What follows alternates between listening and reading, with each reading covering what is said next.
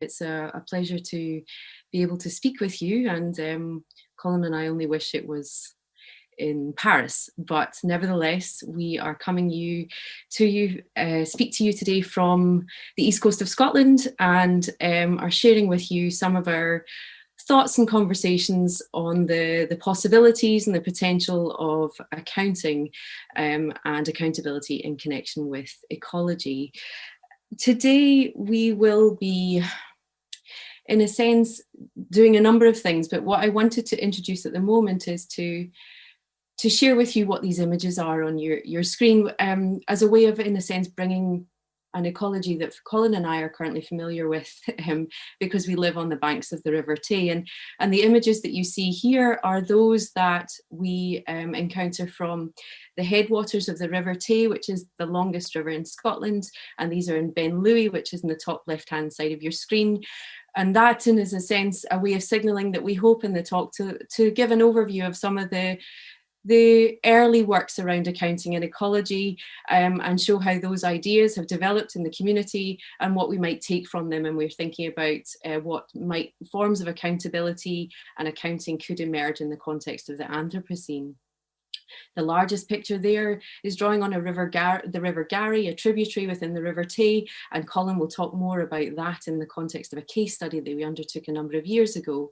And then finally, we hope towards the end of the hour to take some time to look across from the river itself out into the ocean of the North Sea and consider how we might think more generally and cross other boundaries, perhaps to work with other colleagues such as ecologists, but also to look maybe at the boundaries that we cross in terms of our methodologies, our theoretical perspectives. So these images that we have, in a sense, mark some of the sections of the talk, but they also try to maybe just bring some of the ecology of Scotland into today's talk, given that we can't host you here and we can't join you in Paris. And also it's a nice way to honour the fact that Colin and I live and work on either side of the Tay. So the Tay itself is something that's shaping us and that we are interacting with on a day-to-day basis.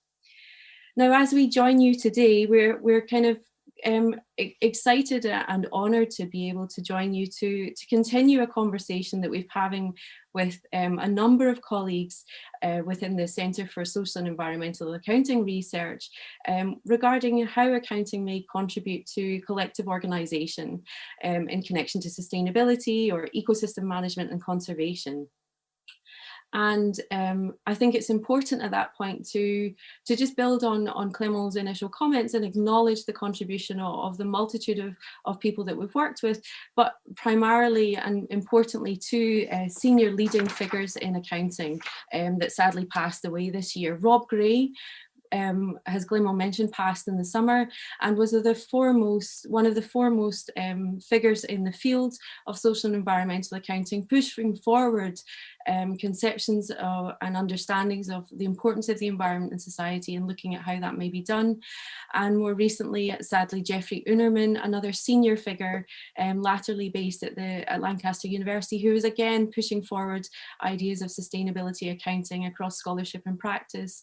And in many ways, the efforts that we're sharing today are building on those conversations, and I hope and I'm excited to continue those conversations with the wider community.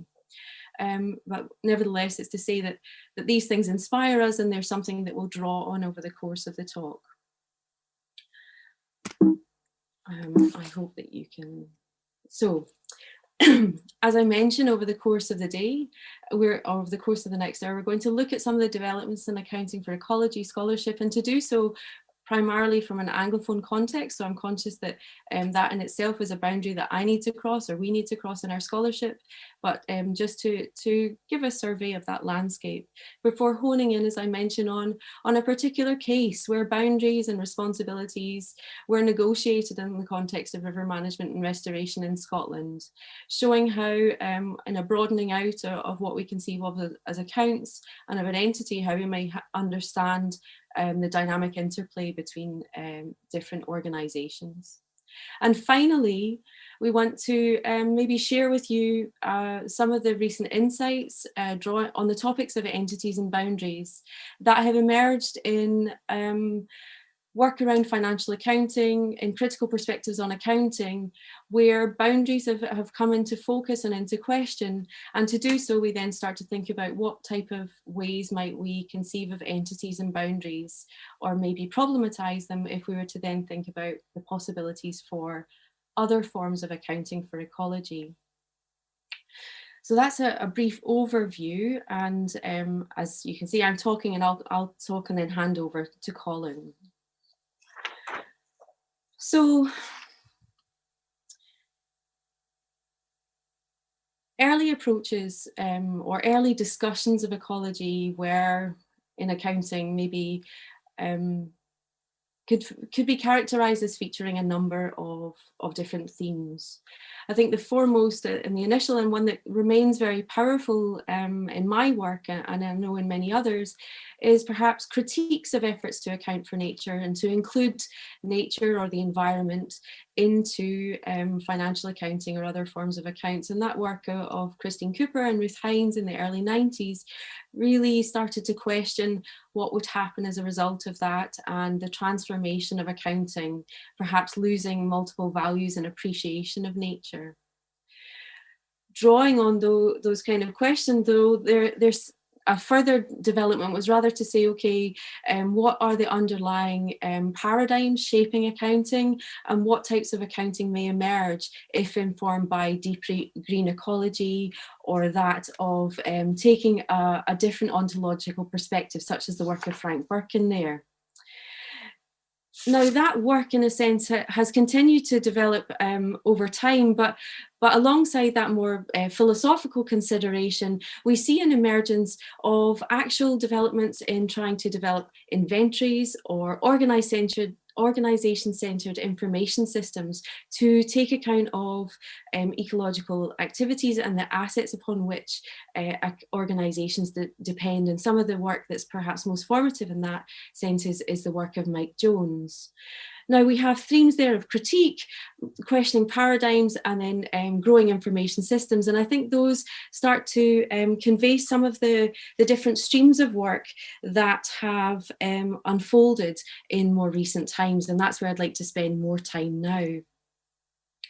Now, as I mentioned, the work in accounting and ecology has broadened and burgeoned in recent years. And over the next two slides, I would like to talk about 6 of the different themes and streams of work that's emerging in that area. So the first one continues to hold, in a sense, the organisation at the centre, looking at levels of reporting and corporate reporting in particular, assessing levels of reporting and finding that in many ways there's limited biodiversity reporting and it's very difficult for stakeholders to assess biodiversity impacts.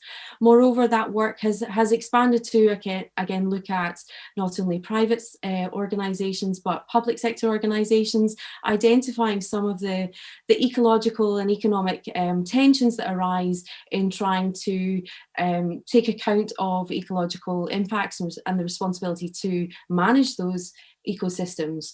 And in particular, the work of Ken Weir and others is formative in that sense. But beyond perhaps, or within that work on organisational reporting, we're finding, as Bernard mentioned earlier, different types of accounts or accounting mechanisms there, such as those around monitoring systems and the development of new types of accounting and accounts. Extinction accounting has been developed more from the work of Jill Atkins and others that have sought to explore the potential of accounting, and in particular corporate accountability, to contribute to the prevention of extinction for certain species, and to do so by developing frameworks that support narrative disclosure and support dialogue and engagement with investor communities. Very much, again, supporting and advocating the perhaps need to engage with and transform business, industry, and the financial institutions as well. Now, building from that work, though, we see more recently and a lot of discussions that Rob Gray himself was part of and instrumental in thinking about perhaps moving away from an interest in corporate accounts and corporate reporting, organisational reporting, towards different forms of accounts, towards enriching and expanding our conceptions of accounts to include things that are perhaps produced by civil society organisations, such as that on the Living Planet report by WWF and the Zoological Society of London, and to, in a sense, use these as a way of comparing and contrasting what is being presented by corporations. And in doing so, that has enlivened and supported a number of in-depth studies of the giving and receiving of accounts in connection to certain ecological concerns. A final body of work, which I think extends that even further, is then looking at the accounting devices that are implicated and involved in conservation. So turning away from those accounting calculations that maybe seem more common to looking at and identifying parallels between accounting and conservation calculations and devices such as biodiversity offsetting or the IUCN Red List, as in the case of Tom Cookston's work. In both of these cases, in a sense, the insights the scholars give is the way in which accounting and accounting-like devices are being used to render both conservation understandable and governable. And for many, there's perhaps a concern and an interest in inquiring into the consequences of such use of these accounting devices, the extent to which the accounting devices then lead to and become a productive force in which conservation is then enabled, or in a sense, certain destruction is then justified through perhaps making things calculable and other priorities dominating. But in these three initial streams of work, we see a continuation of looking at the use of focusing on the corporate entity or the organizational entity, and then looking at the accounting devices as well.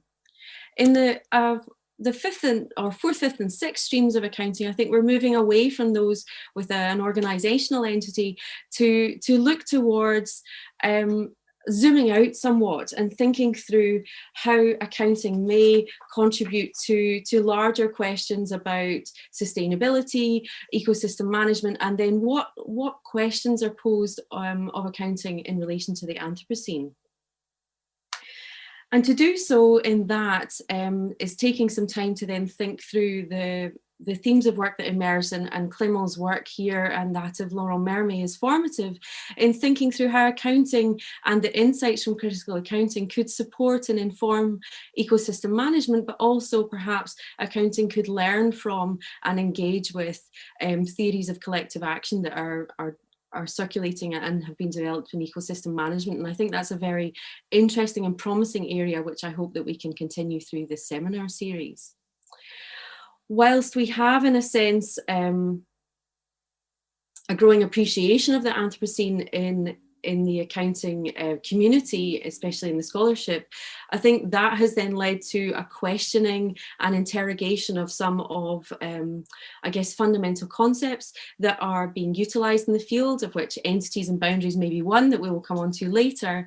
But it's also led to propositions of different other concepts that may come to the fore as accounting starts to engage with and further engage with ecological issues, and do so through collaborative efforts. And here the work of Bebbington et al. Is looking at propositions about the relevance and the pertinence perhaps of stewardship, and an expanded notions of stewardship as a way in which to extend and enrich conceptions of accountability, where the ability to trace impacts to an individual entity may be difficult and may be very political in doing so. But in another way, and as this is an example of a paper that is forthcoming in Accounting, Auditing and Accountability by Henrik Vollmer, is to suggest that accounting and accounting in the context of the Anthropocene recognising planetary boundaries needs to move from shifts of matters of fact and matters of concern towards matters of care, towards making explicit the responsibilities to care for and be with others, including the non-human entities. And to do so, he suggests, requires accountants to care and curate accounts, building on the work of Rob Gray and others, from other sources, such as those that are from activists and artists and others. So again, we see a theme here within accounting and ecology, which is about not, in a sense, crossing our disciplinary boundaries, moving to work with others, and that's the need for interdisciplinary and perhaps transdisciplinary work there.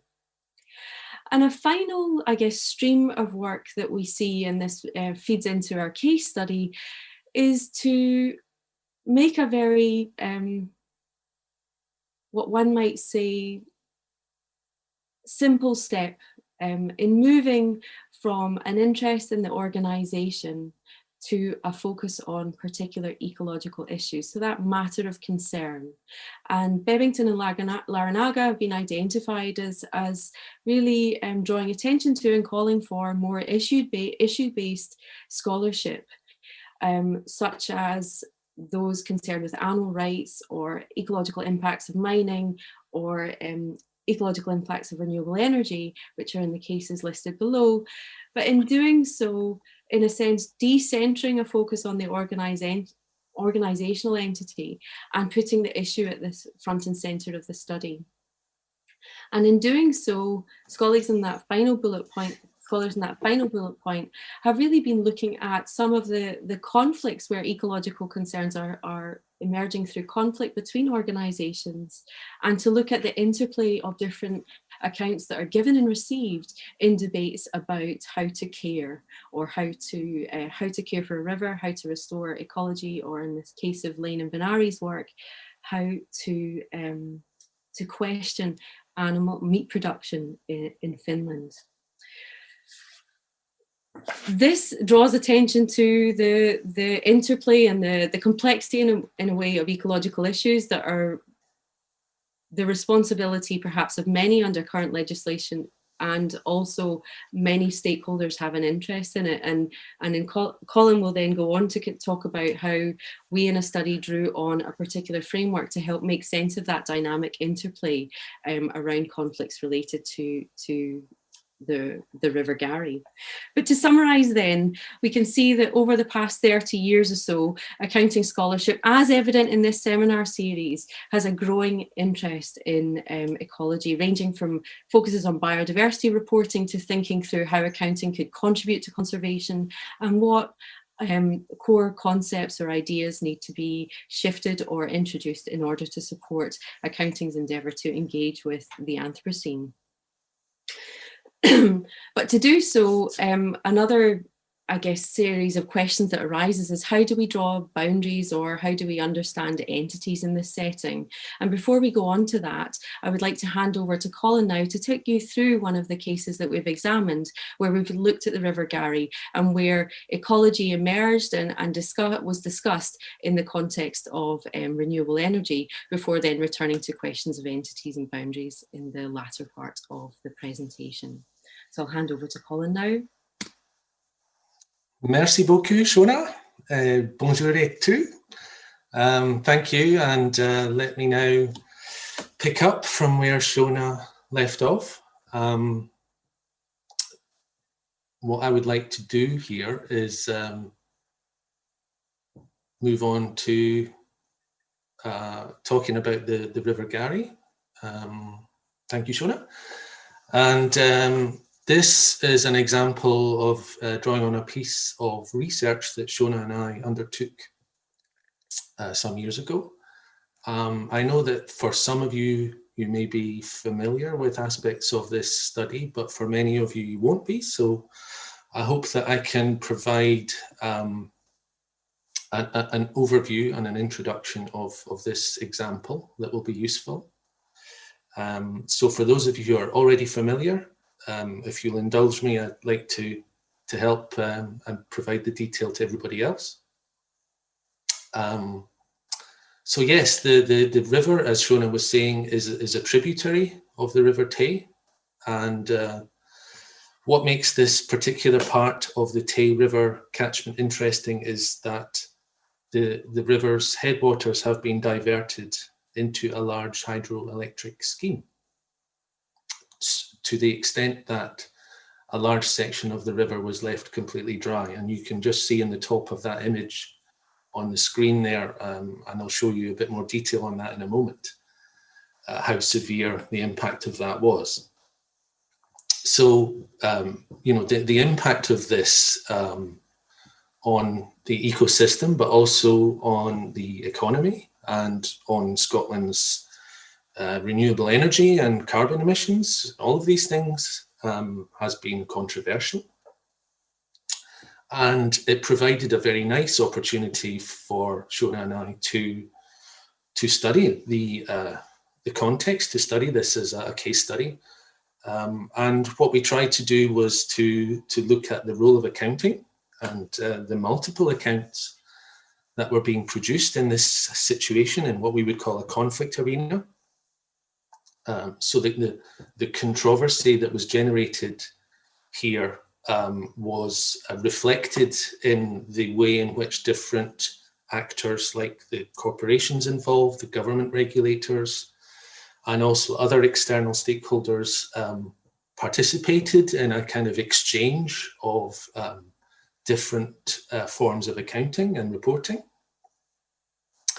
So what I want to do here is I'm going to show you some slides that will try to summarize some of the key issues that we encountered. So I'm going to show you where the river and the hydro scheme is. We're going to use some maps. We will look at the conflict arena, and we'll talk about some of the accounting and nationalities that were produced. So yeah, Shona, please go ahead. So this slide here, this is a map of, hopefully you can recognize a map of Scotland, but perhaps this is a map that you've not seen before. So what you're looking at here is a color-coded representation of all of the river catchments in the country. And as you can see, we have many. Some of them are actually very large.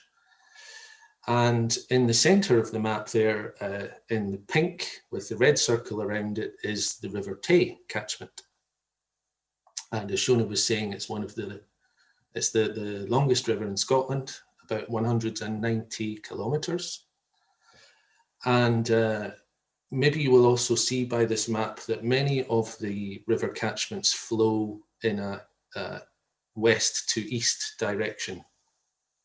And that reflects the geography of Scotland, with the mountains on the western side of the country, so that rain can fall within about 20 kilometers of the western coast of the country, but it will actually flow in an easterly direction to the sea, where Shona and I live on the east coast of Scotland. So the River Tay, as I said, is very large. Has a catchment area of about 5,000 square kilometres. And it also is the largest in the UK in terms of its discharge flow. So if we go to the next part of that slide, please, Shona. Thank you. So if we zoom in on the Tay catchment, what I'm showing you now on the right-hand side of the slide is a piece of that catchment area. It's part of the northerly corner of the River Tay catchment. And in this diagram, you can see we have the River Garry and also a number of other rivers. And the image also shows you some of the ways in which water is diverted by the hydroelectric scheme, which has been constructed in this area. So the hydroelectric scheme here is a very large scheme. It's one of the biggest in Scotland. It was built in stages in the last century, between the 1930s and 1960s. Most of the construction was completed by the government. And there are some signs of the physical presence of this in the landscape. So the dams and the power stations that generate the electricity. It's perhaps interesting to note that as a form of renewable energy generation, hydroelectric schemes are quite popular in Scotland. They may be contrasted with the public, the attitude amongst some sections of the public about wind turbines, which are regarded as more of an unwelcome presence. But in general, I would say that that is not the case with hydroelectric schemes. So that is an overview then of the geography of the case study. So I hope that helps you understand a little bit more the context of what we're talking about. Now, the impact of all of this then on the river. Shall we go to the next slide, please? Thank you. Okay, so let's show you here a very interesting and surprising image. This image was taken in the middle of the stretch of river affected by the diverting of water. Now, Scotland, as I'm sure many of you will know, is not a country where rainfall and water is in short supply. But as you can see here, the river is completely dry. So it's a very strange and alien scene that we have here. And of course, the reason for that is that the headwaters of this stretch of river further upstream have been moved elsewhere, have been taken and diverted. The problem here is also made worse because of the fact that the stretch of river is very close to the main road that runs north through Scotland. And so if you drive past that, you can see it very clearly. So it's actually quite a visible stretch of the river. The other point I would like to make here is that this part of the river is in a part of Scotland that is very famous for sporting pursuits of wild hunting and fishing. And this is a very significant part of the tourist economy in a part of the country that is fairly unpopulated. Now, in its natural state, this river would be prime territory for wild salmon fishing. And this is a sport which is controlled by landowners using a system of licenses and permits. And so much of the open land and mountain in Scotland is privately owned and controlled through large country estates, which can be thousands of hectares in size.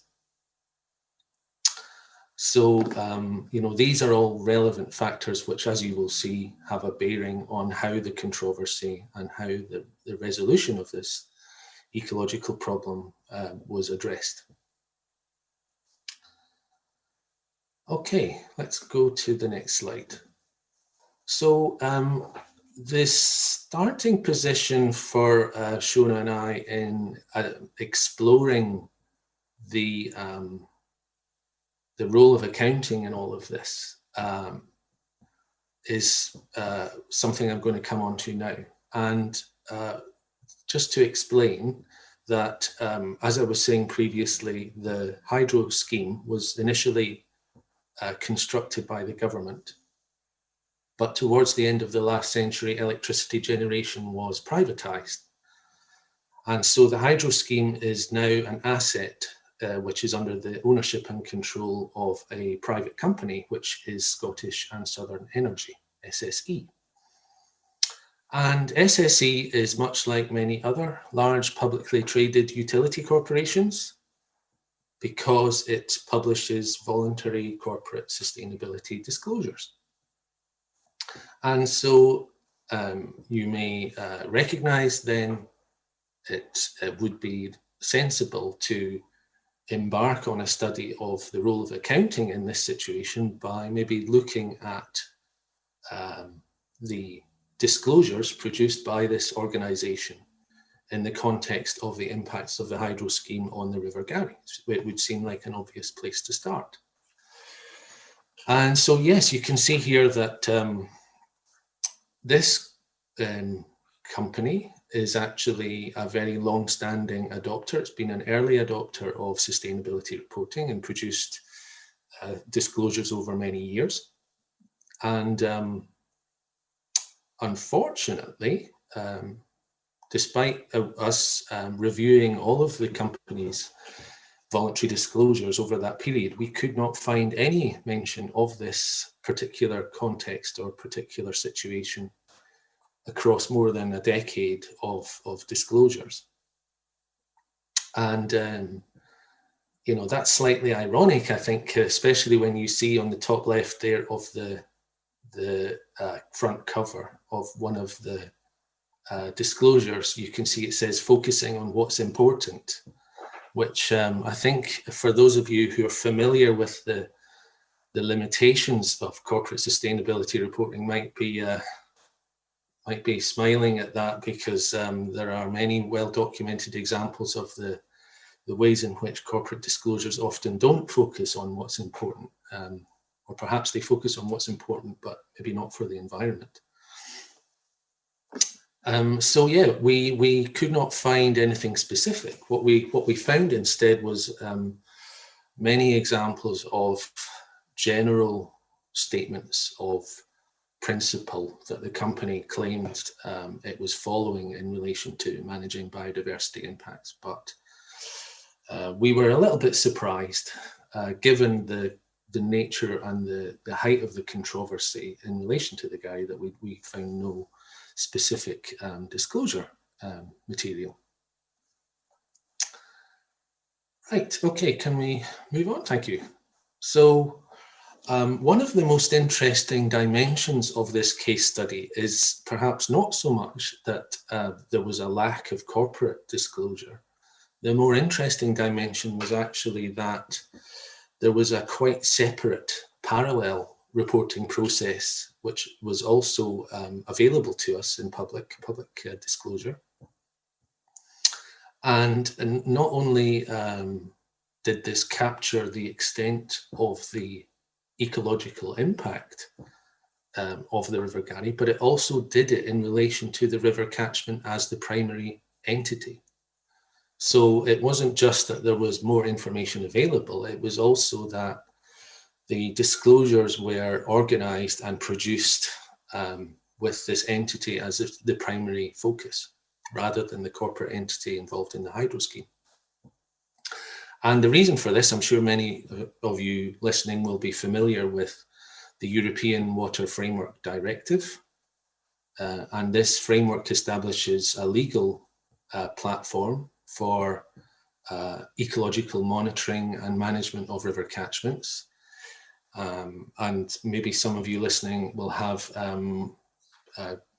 be well aware of those sorts of ecological monitoring processes. So how it works is that river catchments are divided up into subsections, and each section is graded according to a variety of ecological indicators. And these indicators are then aggregated into an overall measure of ecological potential. And you can see in the red circle there at the bottom of the extract that the result is really not very good. And that reflects the devastating impact of the river's headwaters being diverted. Now, despite the fairly unambiguous nature of that report, the result was nevertheless subject to being weighed up against other factors, and those other factors reflected the prevailing economic interests of those involved in actually causing the ecological damage to the river. So because the river was classified as a water body that was heavily modified, the way in which the framework is enacted creates a situation where the benefits and costs of the problem have to be then measured and evaluated. And in that scenario, the assessment of the benefits and costs actually suggested that the benefits were far outweighed by the costs of losing the electricity generation capacity that would be lost if the water was returned back into the river. And so, despite the fact that the evidence here, the scientific evidence, the ecological evidence is extremely clear, the impact of this monitoring process was not actually very significant, because the initial assessment of this suggested that there was no effective basis for making a change. So as you can see on the bottom part of the slide there, what we felt about that was that, you know, the poor ecological status was certainly quantified and it was made visible, and it was done through this different accounting entity, but the result was still very much framed within existing economic and political interests. Okay, next slide, please. Now, alongside these two examples of accounting for ecology that I've just talked about, the corporate owner operator of the hydro scheme, and also the statutory legal framework for ecological monitoring of the river, there was actually a third potential source of accounting for the river. And in this case, it represented the salmon population, of which the River Tay is an extremely important habitat. As you can see there, wild fisheries in Scotland are worth a significant amount of economic value added, and the River Tay and its tributaries are some of the most productive for salmon fishing in the country. So the local salmon fisheries board is an organisation which had an important role for speaking and managing conserving salmon. So let's have a look at what they did. Let's go on to the next slide. So you can see here that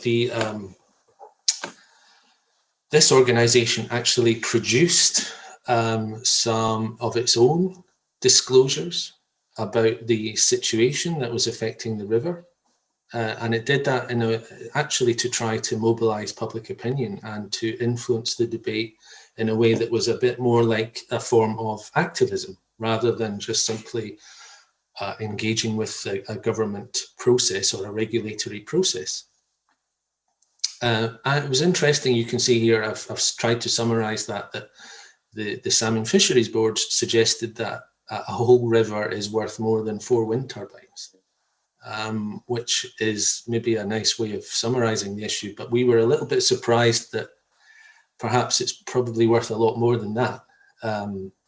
So to suggest that there is an equivalence between 4 wind turbines and a whole river seems a bit of perhaps introducing an economic dimension to the argument here that was a little bit unexpected. So we're not talking simply about the intrinsic value of the river and the salmon. Okay, let's move on. So what I would like to do here is draw on the work of an environmental sociologist called Ortwin Renn, who's a German environmental sociologist who has produced a very useful theoretical framework called the ARENA framework, which he has used many times and many others have used to examine how risk is managed and how it plays out in situations where there is a kind of conflict about what should happen. And I know there's a lot of information on this slide, but let me just try to summarize that. If you see in the middle of the slide there, we have SSE, which Shona is circling there. So if we were to think about this problem in a kind of conventional organization-centered way, we would think about SSE and its interactions with various stakeholders who would be outside the organization. And as I was saying earlier, the problem with that approach is that it doesn't really capture the broader issues and broader realities of what was happening in this particular case. And in particular, I would identify two things in this. First of all is the political and regulatory process that was really important in framing the issue and making making the ecological aspects of the problem visible, and providing a mechanism to address the problem. And the other thing I would point out as well is the importance of the media and in relation to that public opinion more broadly. So I think what we found useful about using the conflict arena perspective, and it's something Shona and I have used in other contexts as well in our research, is that it zooms out a little bit further to recognize the importance of some of these wider factors, and allows us then to try to understand a bit more the interplay between these different actors. And, you know, for example, just to, I think, to emphasize the point that the salmon fisheries people, you know, what they did as a kind of form of activism is they didn't go to SSE directly to complain about what was happening. They actually instead used the media, they approached the government. And so you can see that I think tells us a lot about the way conflicts aren't necessarily just resolved in the sense of an exchange between a corporation and its stakeholders. It's more complicated than that. Okay, next slide, please.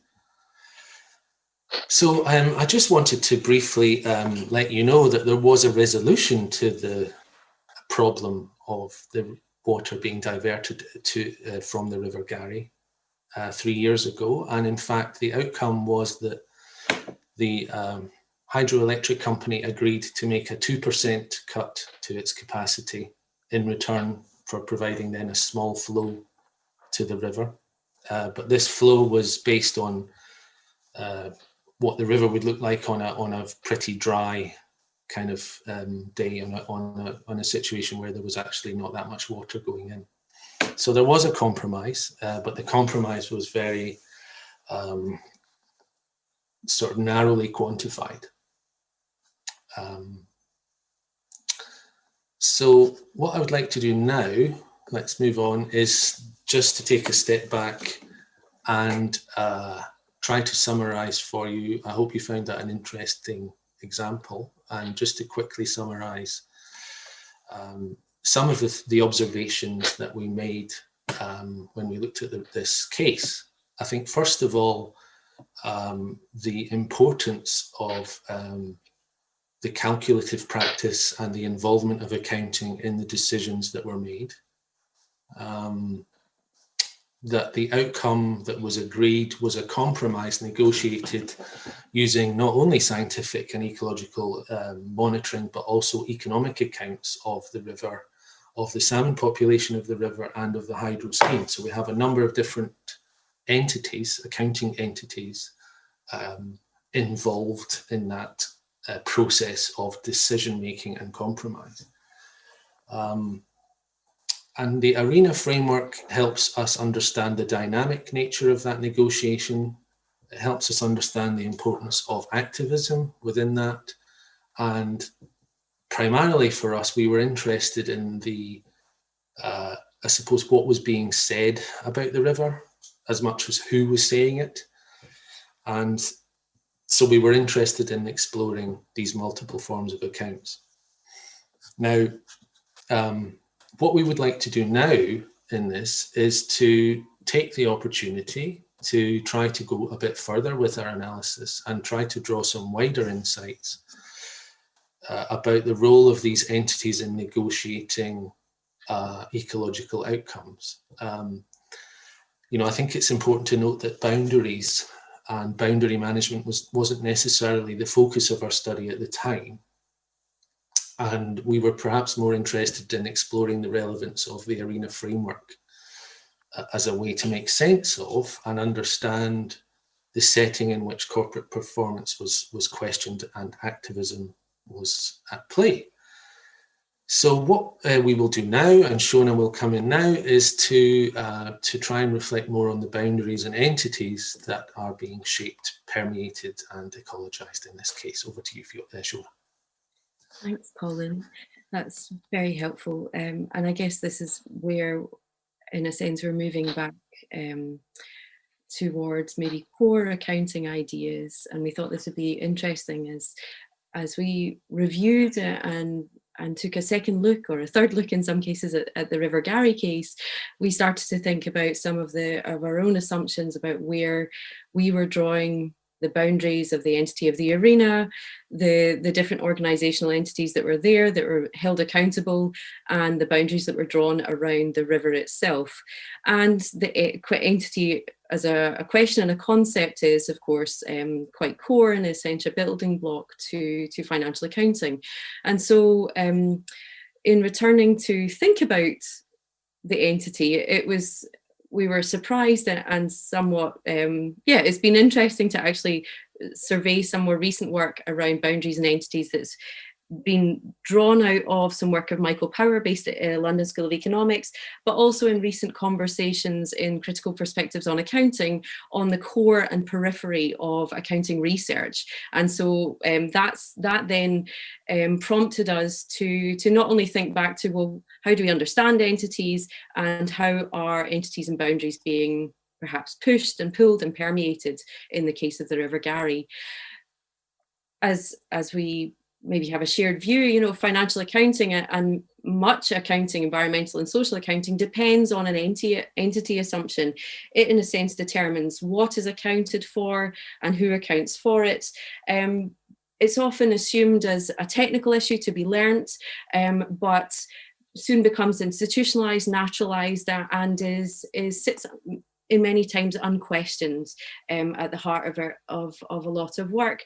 But Mike Power's work from 2018 is looking at boundary permeability, and in doing so reminds us of different conceptions of the entity can be regarded as proprietary, emphasizing the rights of the owners of the firm, or an economic unit that's perhaps reflecting more of an economic or managerial result of large organizations, or in a sense a social entity where the role of business is perhaps to satisfy demands of society, where there's an accounting entity still important, but it's for social purposes. And again, this is maybe touching on some of the questions within the seminar series, moreover, around the paradigms that are shaping accounting and what possibilities arise in terms of ecologizing accounting.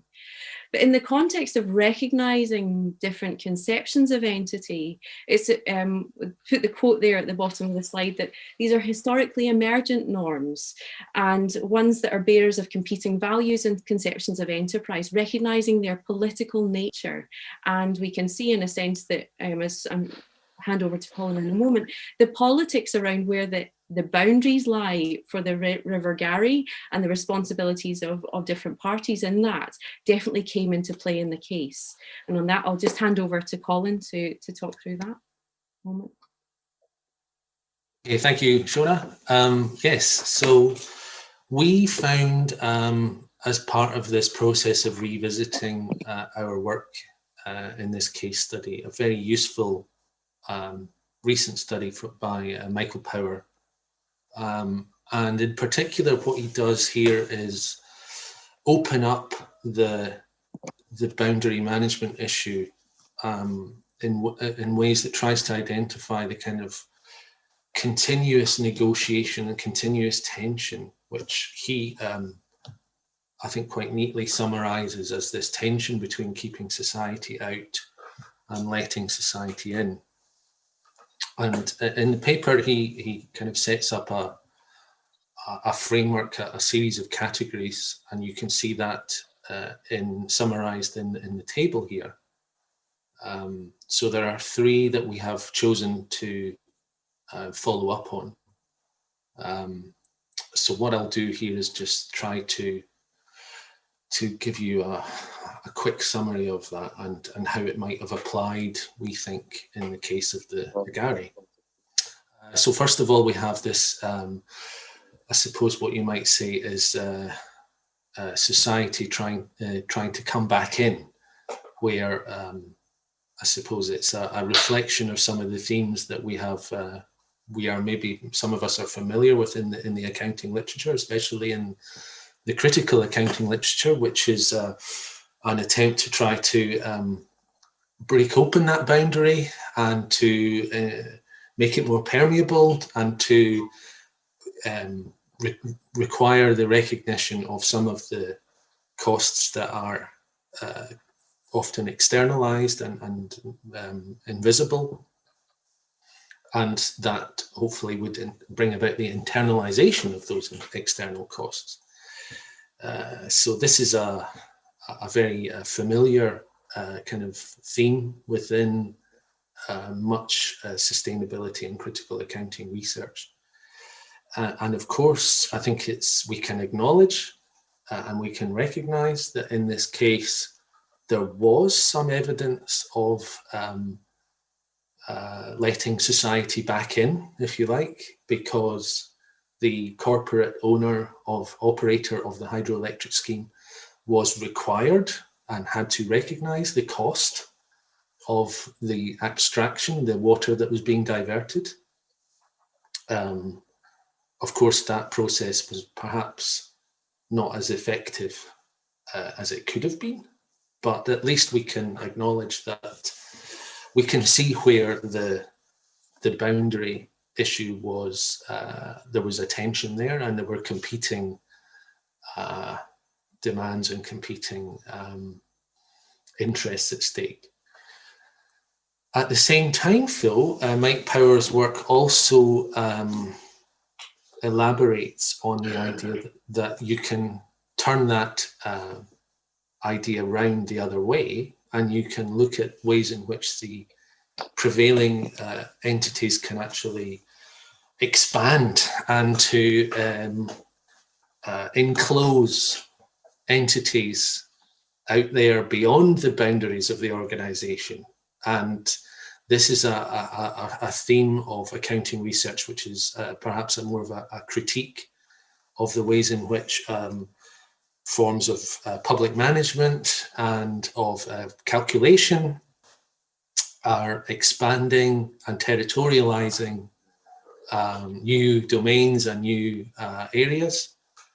And I'm sure some of you will be familiar with those ideas, but what we felt was going on there was, for example, that whilst we were seeing other entities being represented, for example, the salmon, that at the same time, those entities were being valued in more economic terms. And so it seemed to us that there was a kind of two-way dimension here to this tension between keeping society out and letting it back in, that perhaps some of the ways in which that was being played out were also quite unwelcome, perhaps, or narrower than we would have expected. The third aspect there, just to quickly summarize, is the idea that in negotiating this boundary, organizations have projected themselves as more autonomous and capable of making decisions and being responsive to risks. And that very much resonates with the ideas of the conflict arena framework that we used. And we can certainly see, I think, evidence of a responsiveness to reputational risk in this example. And with SSE, with the corporate actor here, projecting itself as a leading sustainability reporter, but at the same time, there was obviously limited evidence of any substantive change from the point of view of that, that kind of development. Okay, so I hope that gives you a flavour, perhaps, of some of this. But Shona will now, I think, take that further as well. And just to say that in the River Garry case, I think we have examples there. Power uses the term efforts where accounting can keep society out or let society in. And in the example of the River Garry, and in other cases of ecological concern, it's keeping society and ecology in or out, and particular notions of ecology come into play or are excluded. And with that, we're thinking through some of the ways in which entities and boundaries are perhaps being negotiated or could be reconsidered in the context of accounting for ecology. And here we just wanted to draw together some of the insights that have emerged. Hopwood in 2009 suggested that any new form of accounting is capturing new objects, and that requires entity and boundary assumptions to be considered, questioned and developed. And perhaps that's just an important reminder, and something that I'm sure we're all aware of and pushing forward and reflecting upon. Moreover, recently, in the context of the Anthropocene and the recognition of the interdependence between economic, social and natural or biological processes, we're seeing a challenging and a questioning of some of the core concepts and of entities and boundaries, and how trying to then develop perhaps alternative frameworks or ways of making sense of the complexity of these interdependence. The questions of entities and boundaries extend, but as I mentioned early on, into, well, where are the boundaries of our research? And I just wanted to offer this up again as an interesting conversation, which is that those boundaries are not just terms of in the accounting practice, but they're also in connection with research and accounting research, that not only do they make sense of and structure and develop and manage the body of knowledge around accounting, but they're also maybe something to be pushed or to be permeated. And I think the seminar series itself is a very positive way to perhaps play at that boundary and consider how we might move forward and think through conceptions of entities and boundaries, as well as accounts and accounting and accountability that supports collective action for ecological outcomes. And that's something that Colin and I, with many others, are looking forward to developing research on, whether that be in terms of maybe thinking through different forms of accounting practice or different accounting models, or some alternative paradigms. And as we conclude, I think with the time, we're almost at time there, is to share with you some quotes of evidence of these discussions happening both within accounting on the left-hand side of your slide, and work inspired by a mountaineer, Nan Shepherd, in Scotland. So if we're looking on the left-hand side, we see two quotes from some colleagues, John Roberts, looking at boundaries and calling for a task of all accounting research, whether it's core or peripheral, is refashioning economic sensibilities to be responsive to, in Roberts' sense, the needs of embodied and sentient humans. And I would argue, and we would argue, that needs to also be considered responsive to the non-human world and how to do that.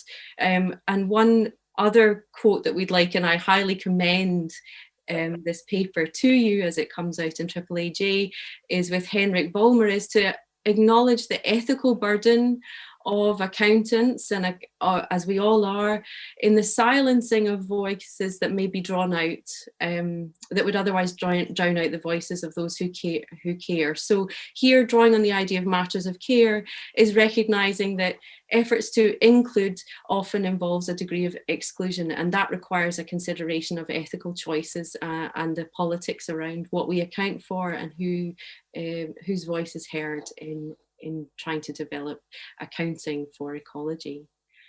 But inspired by, I guess, our own encounters and being with mountains, we wanted to share with you something that Colin and I have both been inspired by, which is the work of Nan Shepherd in The Living Mountain, where she has conveyed through books, and this has been brought up by cultural geographers and others, to talk about what the mountain is. And in many ways, it chimes with the work of Frank Birkin, published in 1996, where Nan Shepherd says, "The mountain is one and indivisible, and rock, soil, water, and air are no more integral to it than what grows from the soil and breathes the air, all aspects of one entity, the living mountain." So in a sense, the living mountain, as the second quote on the right-hand side says, it refuses to be constrained by boundaries. It moves beyond charting the world in a habitual way and unsettles. And I think that's something that's maybe would welcome the chance to explore this in the seminar series, of the extent to which accounting scholarship and conceptions of entities and boundaries can be questioning and perhaps troubled, but in doing so consider the care and responsibility that we may have to each other and to the non-human world. So to close, we'd like to just again say thank you for the patience, and hope you've enjoyed the foray through the catchment of the Tay, as we sought to explore the ways in which accounting has been in a sense implicated in the Anthropocene, but also has been identified as a potential way in which to address and make sense of issues arising. As the River Garry case and reviewing it in light of Power's recent framework and work there, is that these entities and boundaries are constructed, are permeable, and the decisions have consequences in terms of the way meaning and value is expressed and understood in the decisions that are made.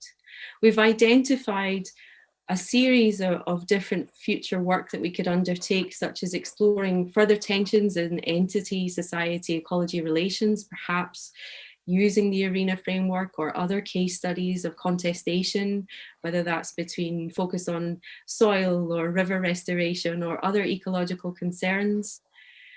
I think reflecting the broadening out of conceptions of accounts and maybe a questioning of efforts to integrate and aggregate, there's potential to really explore the contributions of multiple forms of accounts, stretching for environmental humanity through to science, and what that brings to our understanding and possibilities for ecologizing accounting, and to do so with a perhaps moving from the representational to relational ways of thinking about accounting.